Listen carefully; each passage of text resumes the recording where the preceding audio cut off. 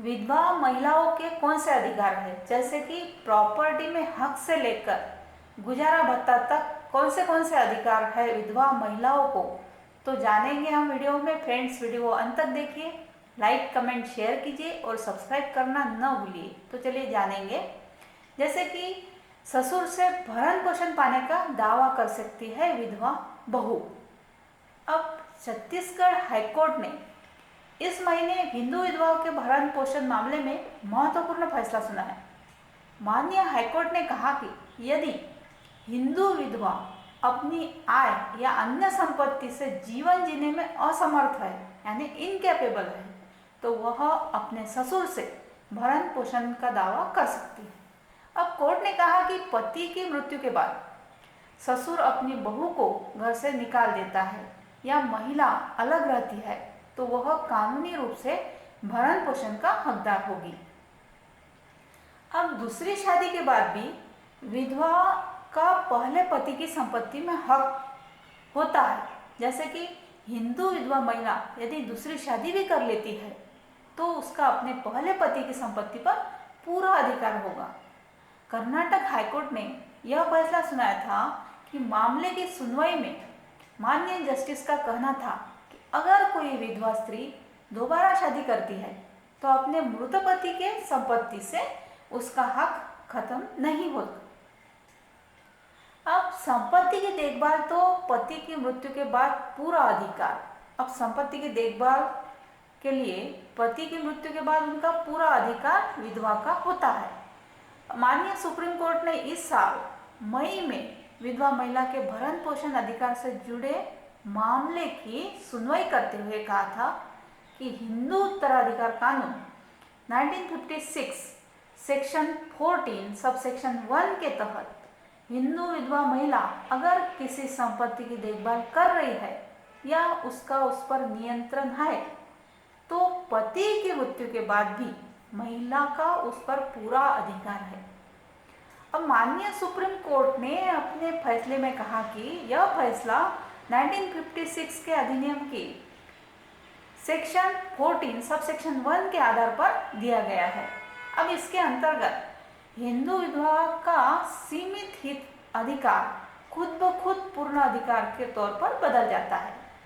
अब यह स्पष्ट है कि ऐसी संपत्ति जो महिला के पास है, भले ही वह 1956 के अधिनियम के शुरू होने से पहले या बाद में अर्जित की गई हो,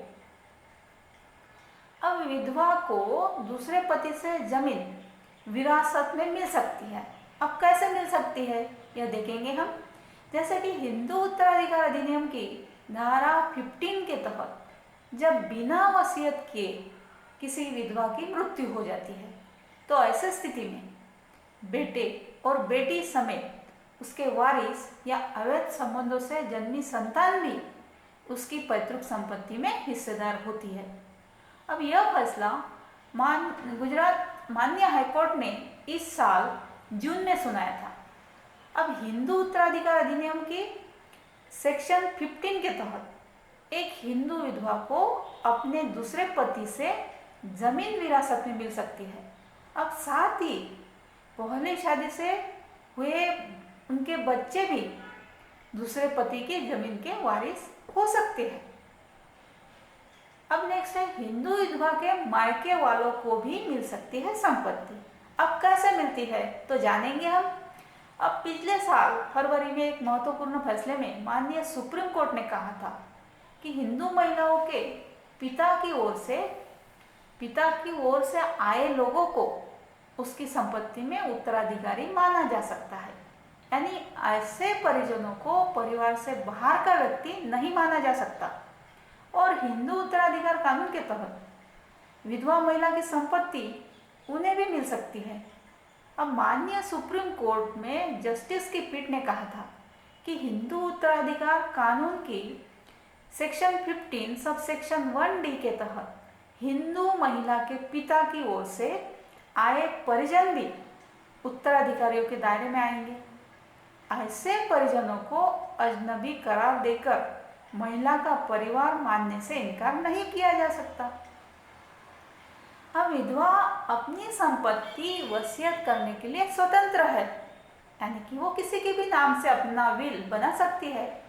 अब हिंदू विधवा को जीवन निर्वहन का अधिकार सिर्फ औपचारिकता नहीं बल्कि आध्यात्मिक और नैतिक रूप से भी है। अब माननीय सुप्रीम कोर्ट ने यह टिप्पणी साल 2015 में एक मामले की सुनवाई के दौरान की थी। अब जस्टिस की अध्यक्षता वाली बेंच ने आंध्र प्रदेश हाईकोर्ट के एक फैसले को बरकरार रखा था। अब इस फैसले में हाईकोर्ट ने एक विधवा के पक्ष में फैसला सुनाया था। अब महिला ने अपने पति से वसीयत में मिली संपत्ति अपने एक रिश्तेदार को सौंप दी थी। अब माननीय सुप्रीम कोर्ट ने कहा था कि यह महिला का पूर्ण अधिकार है और वह संपत्ति वसीयत करने के लिए स्वतंत्र है। अब विधवा को पति की संपत्ति में अधिकार, अपने पति की संपत्ति में अधिकार कितना होता है?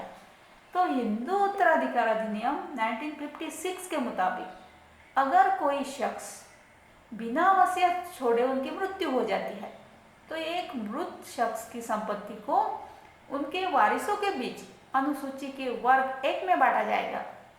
अगर कोई शख्स वसीयत छोड़े बिना उनकी मृत्यु हो जाती है तो उनके विधवा को उनकी संपत्ति में एक हिस्सा मिलता है। सो फ्रेंड्स, यह थी महत्वपूर्ण जानकारी। Thank you.